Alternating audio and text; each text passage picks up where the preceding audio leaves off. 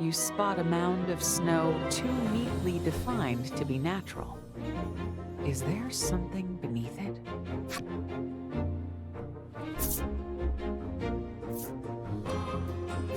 You brush off the snow to reveal something frozen solid. You decide to pull it from the snow before your hands turn to ice too.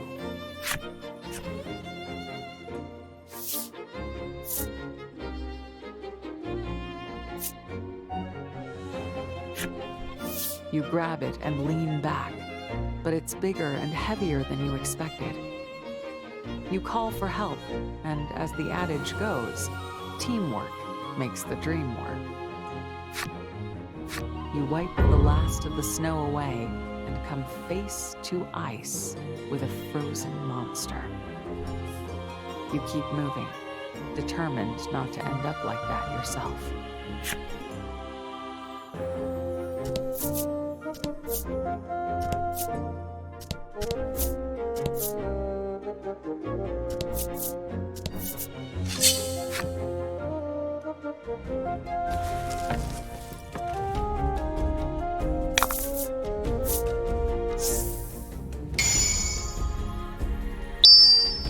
Get him!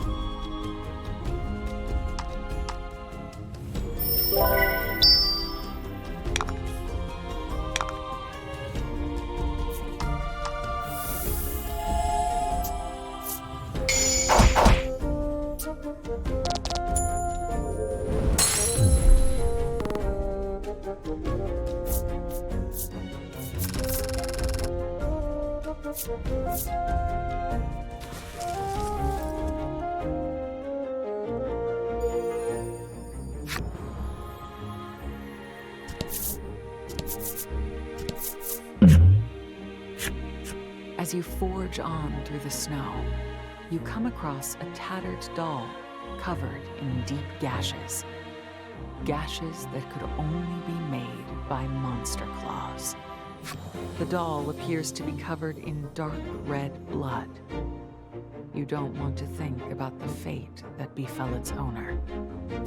The smell of all that blood is going to attract more monsters, the rest of the party warns.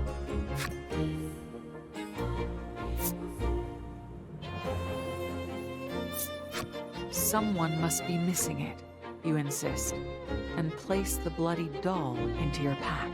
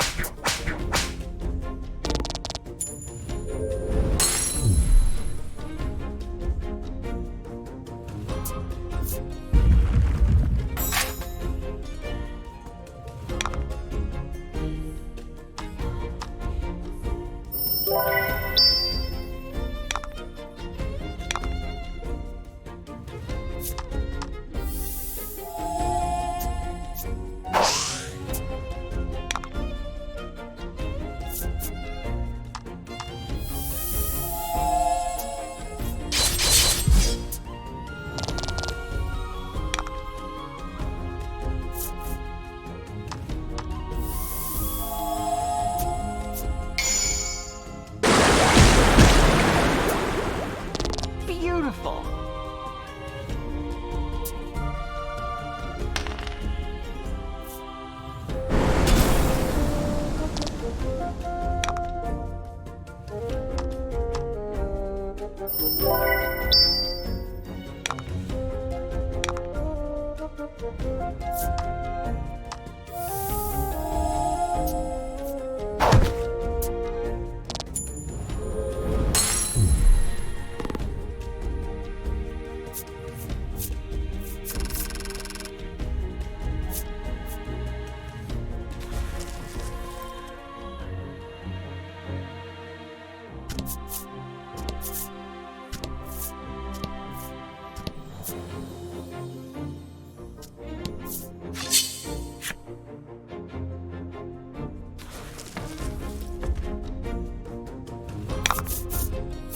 Battle time.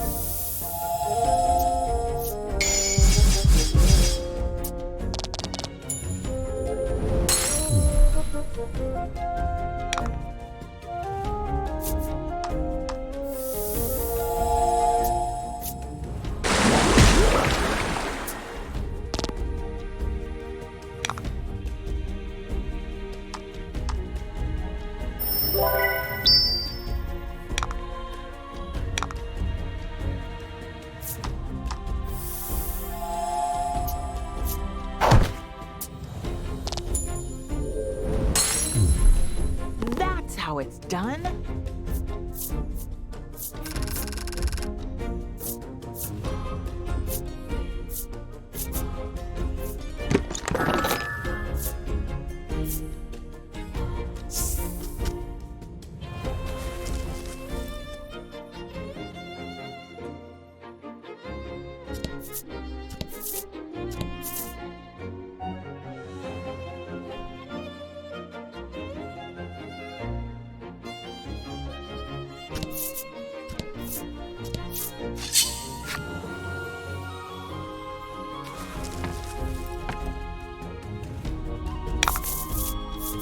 Battle time.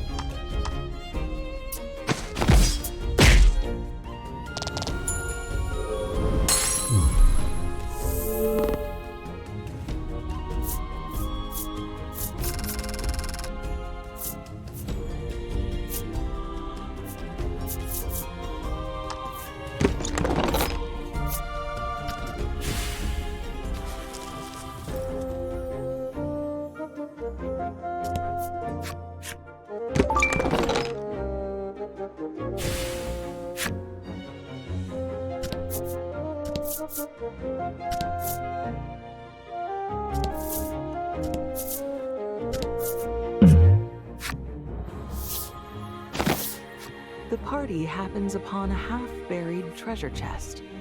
You dig it out, only to find it's locked.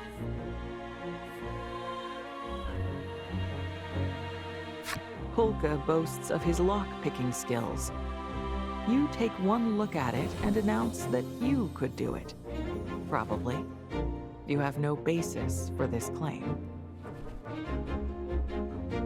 You ask Legol if he could open it. He scrunches his face. "Lockpicking isn't my strong suit," he replies. Trollis, brimming with confidence, announces she can pick lock good. This is the first you've heard of her lockpicking prowess.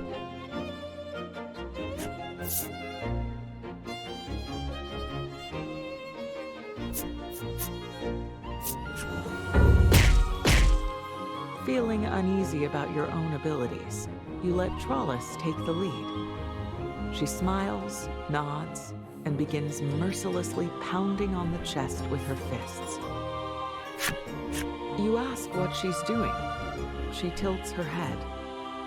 "Box empty," she says dejectedly. You pick up the chest and give it a shake. Sure enough, it doesn't make a sound. It must be empty after all. Trollis picks up on your sudden disappointment. "This happens," she says by way of encouragement.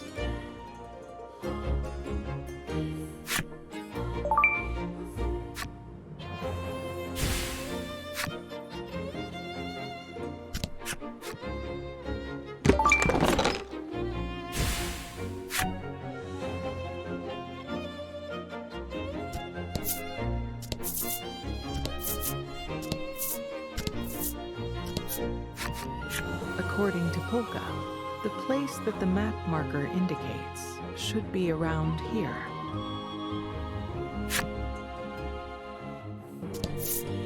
You can detect the telltale signs of life nearby. Could there be a village? It may be worth a visit. You notice telltale signs of monsters, too.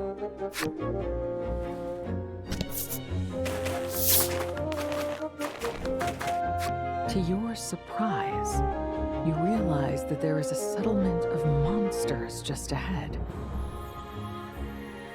The mark on the map looks like it's pointing to this village. It seems like it could be dangerous to approach.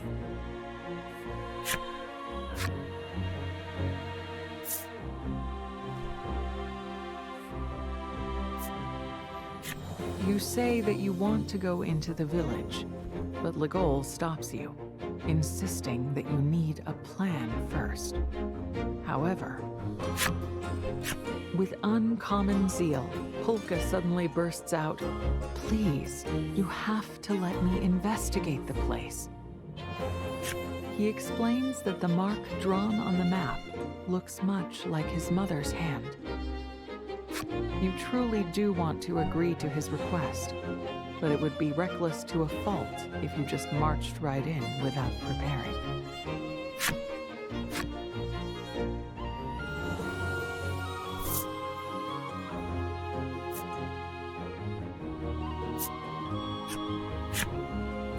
The fairies you encountered on the end wall were masquerading as Polka and Trollis.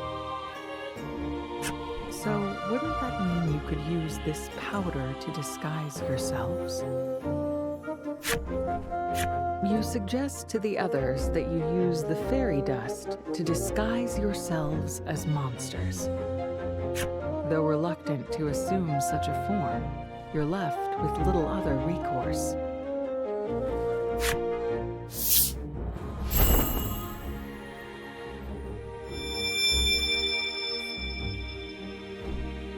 You and the others use the fairy dust and transform into monsters. Trollis seems somehow pleased with her newfound fuzziness. Certainly more pleased than Legol, who is rather less than happy about his new monster form. At any rate, the transformation has afforded you the opportunity to safely infiltrate the village, and you set off to do so.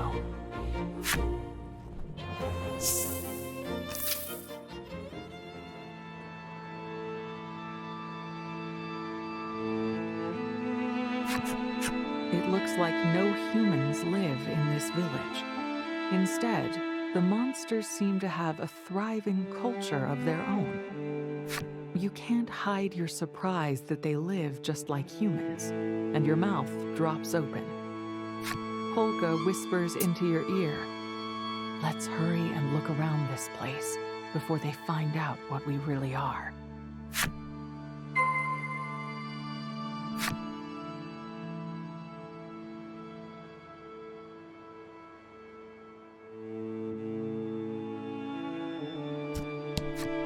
The monster running the weapon shop explains that they sell weapons stolen from adventurers.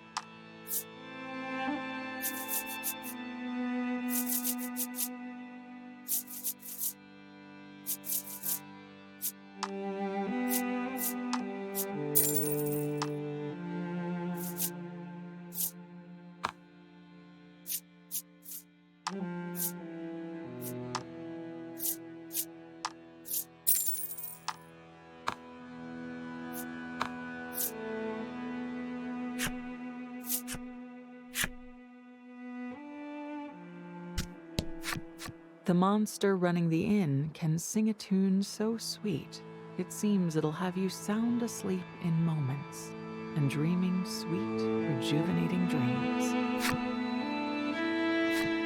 How about a nice rest? Someone calls as you approach the inn.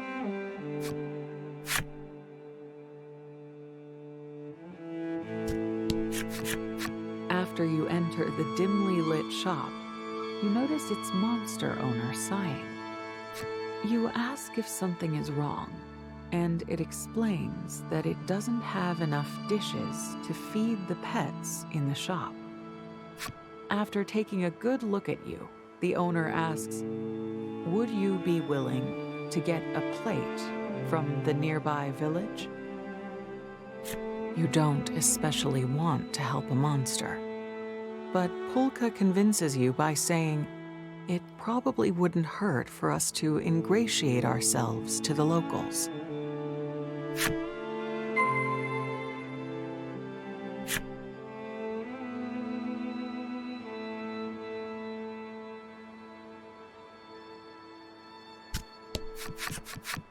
The doors of the magnificent mansion open, and a delightfully fluffy monster comes out.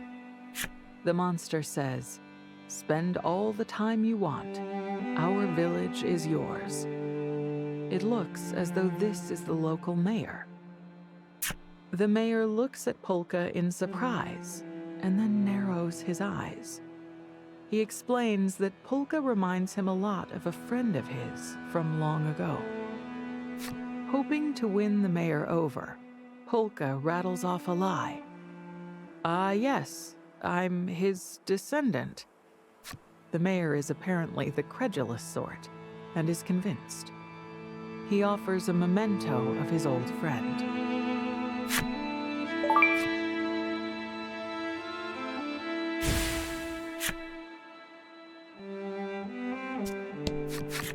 With starry, lovelorn eyes, the sprite says, "How I wish to see him again." Upon hearing the details from her, you think the object of her longing sounds a bit like Legol. Ha! As if, the monster snorts with laughter.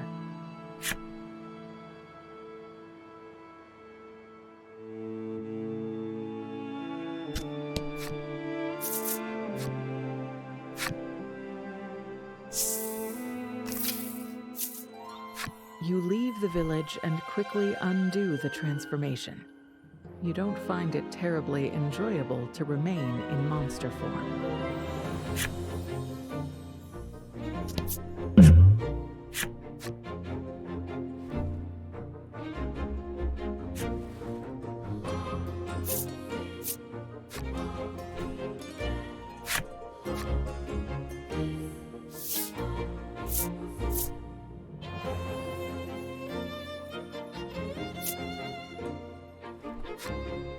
Whatever it is, it comes loose quite easily. Just a little more force and... got it. It looks like an old pack of some sort. And it's filled with gold. Did people actually travel this route once upon a time?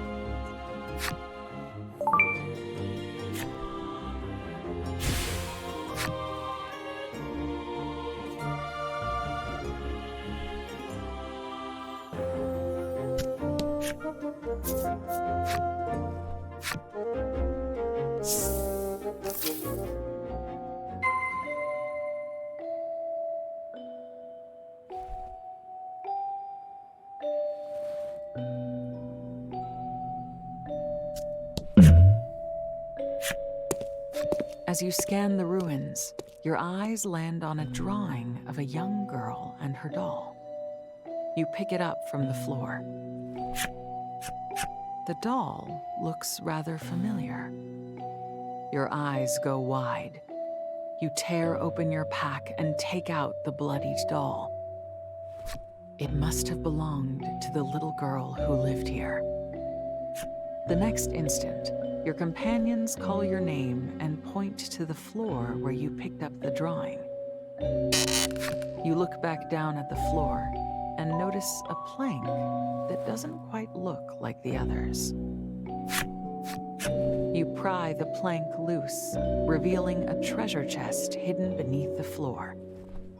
Inside is a piece of equipment in almost pristine condition. You take the equipment from the chest and place the bloodied doll inside. "I will avenge you," you whisper.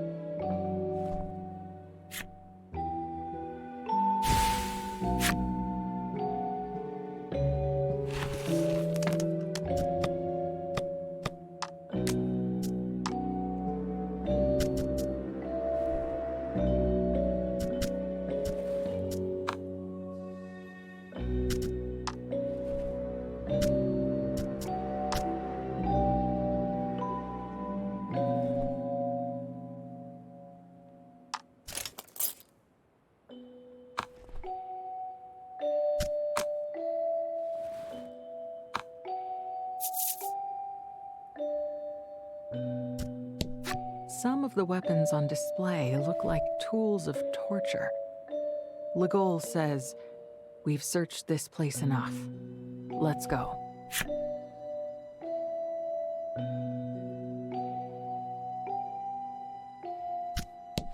This ruin looks as though it may have been an inn. Unfortunately, there isn't a single piece of dishware to be found. They must have all been taken already.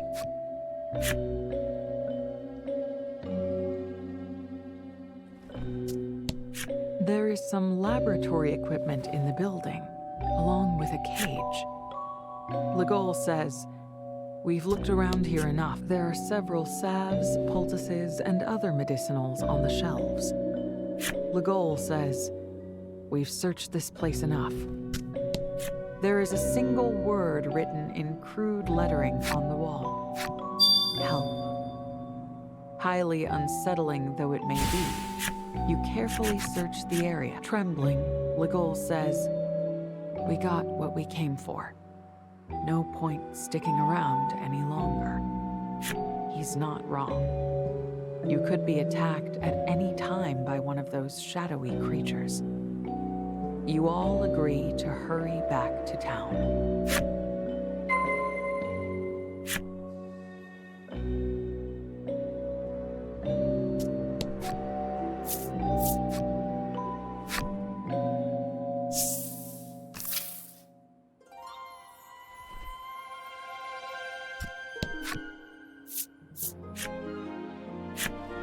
You use some of the fairy powder to change form into a monster and slip back into the town of monsters.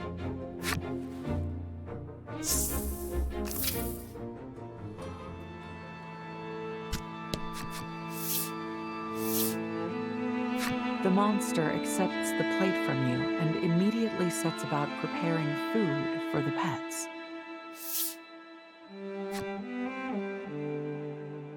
You hear the shuffling of feet on the floor as the hungry pets answer the owner's call. But then you realize what the pets are. Humans. Eat up. You're all very, very important gifts, the monster coos with a smile.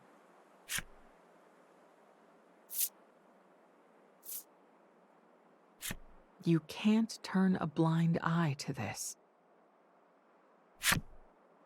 This is barbaric. How dare you treat humans this way? You scream. The monster looks at you in surprise. What you talking about?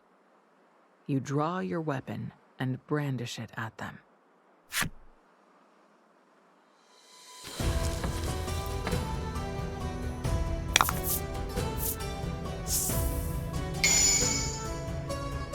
To battle.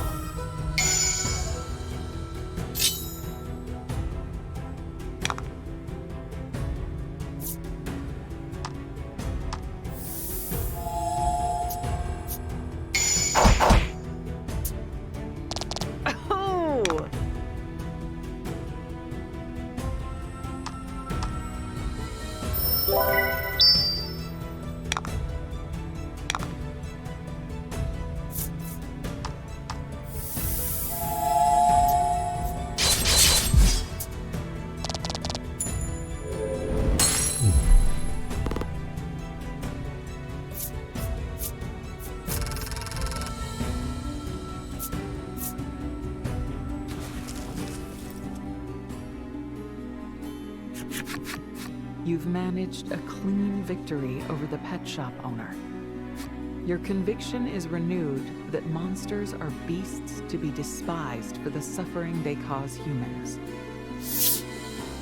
The people freed from the cages look terrified and are unable to even speak. Well, now what? Says Legol. Your reply is cool and composed.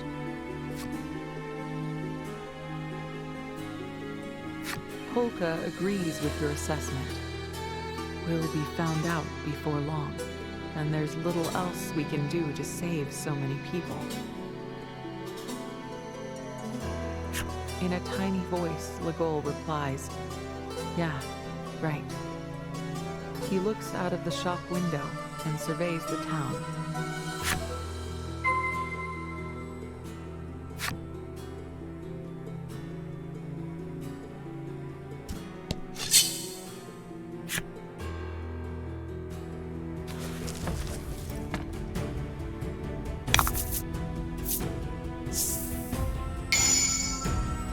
Battle time.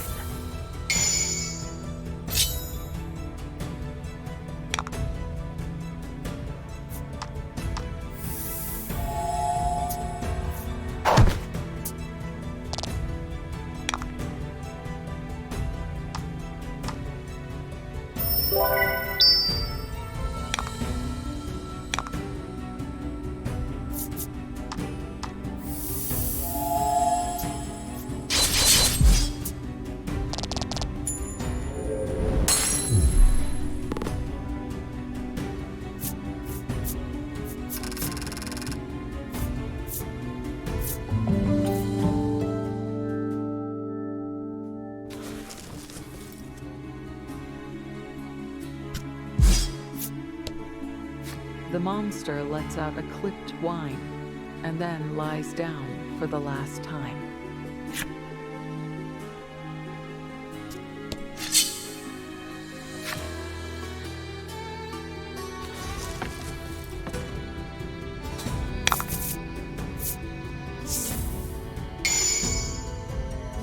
Get up.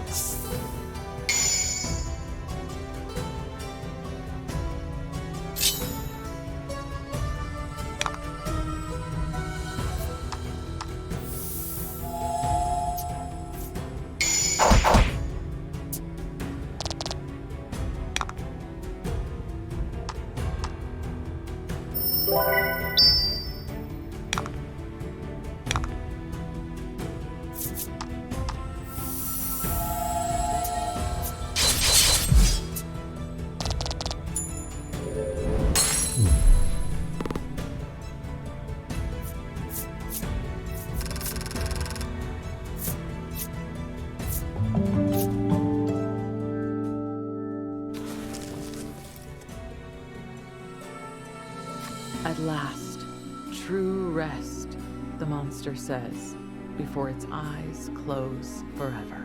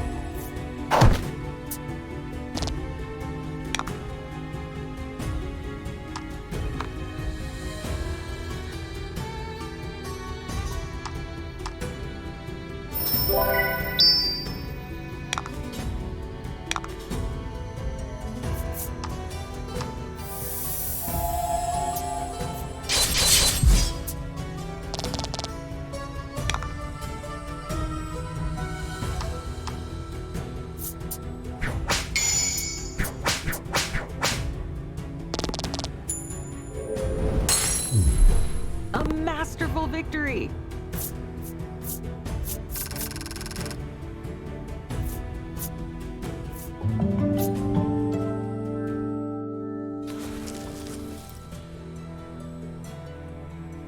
Maybe poetic justice, the Yeti says. These words are its last.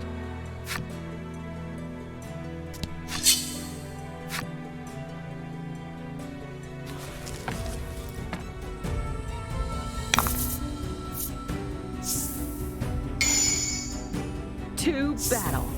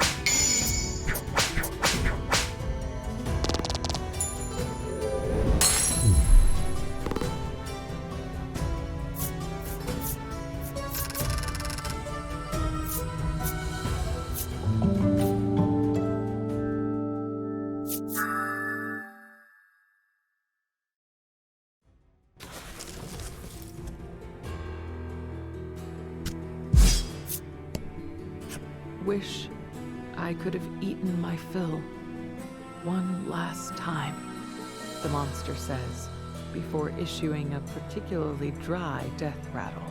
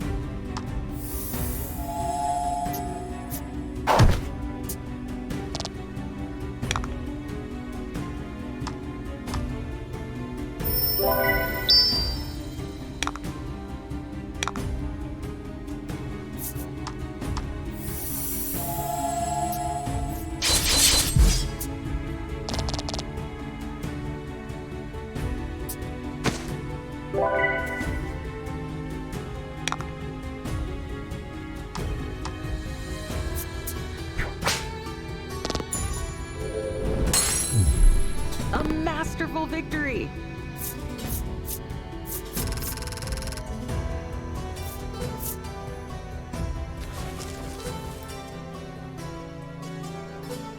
I'm going to die without my revenge, the monster says, its final words oozing out before it passes on.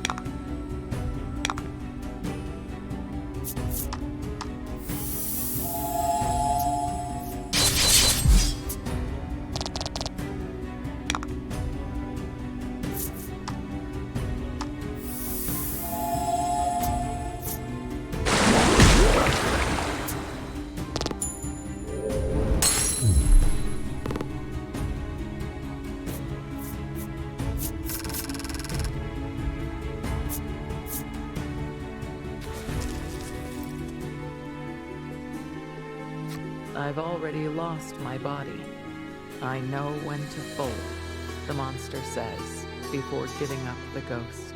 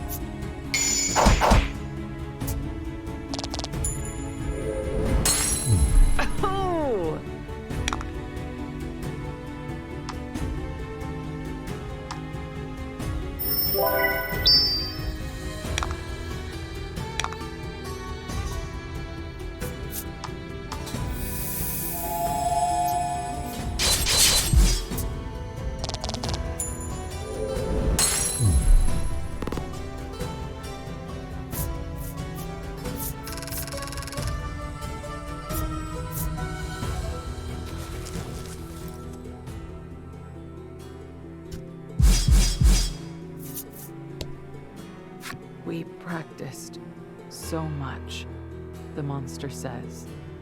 They have hopped their last.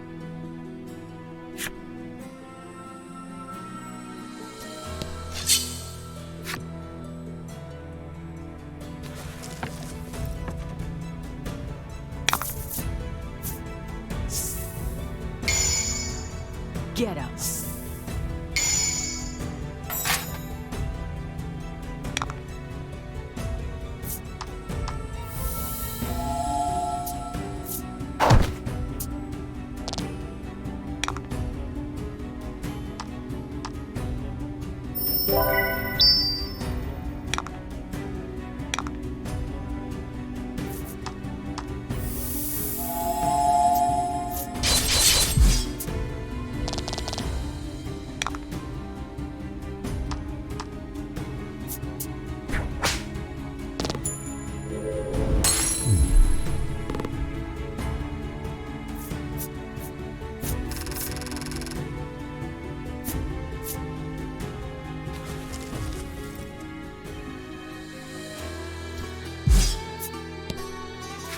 wish I could have seen him one more time, the monster says before issuing its dying breath.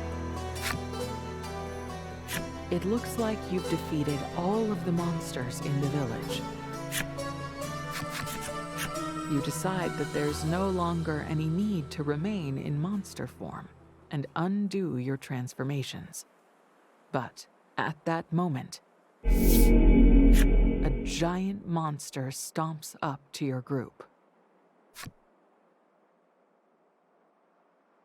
The monster's teeth gnash in fury. Seeing you and Legol has jogged something in its memory. Your eyes go wide hearing the creature's words. You remember that scar on its eye. It can't be. Was this the monster that attacked the subterranean village?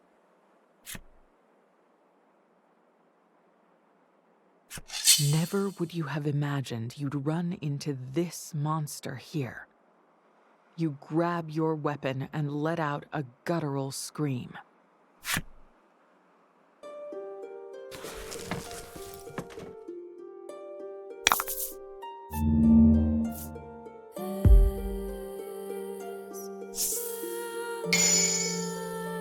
You have a history with this one, but don't lose your cool.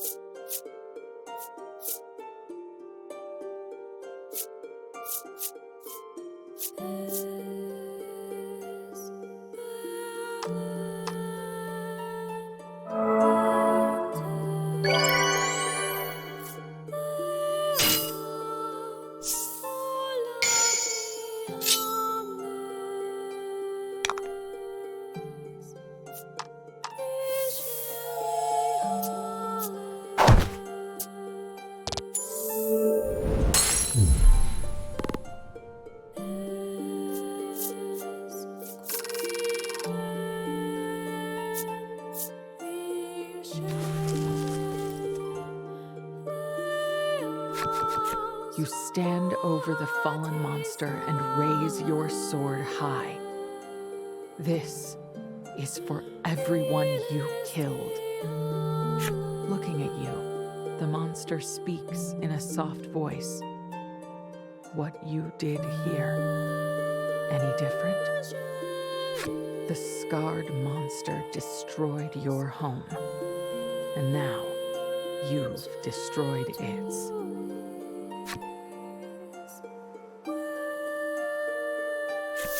Shut up, says Legol. He steps forward and thrusts his sword at the monster in your place. You shake your head and stop him. You know you have to do this yourself.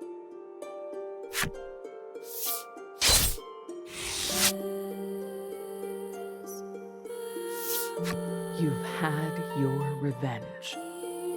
Maybe killing this monster was the whole reason for this trip.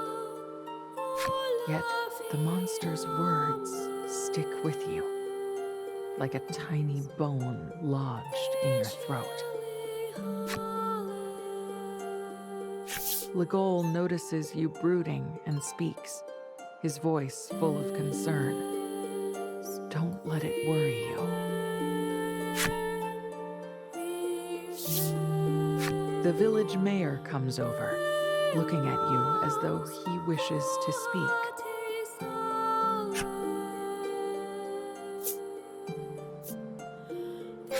You brandish your weapon at the mayor, but he seems to have no desire to fight you. The mayor speaks in a quiet voice as he tells you how this town came to be.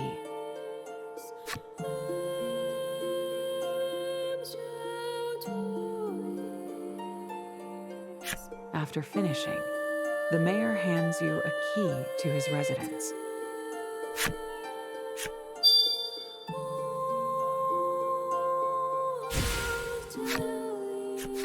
He explains that the entrance to the ruins can be found in the basement of his home. There is something there, a truth you ought to know. He continues, "Now my duty is done. Will you kill me quickly?"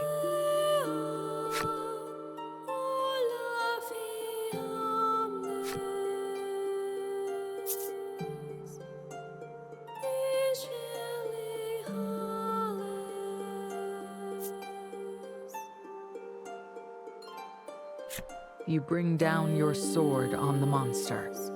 With a final word of thanks, the mayor dies.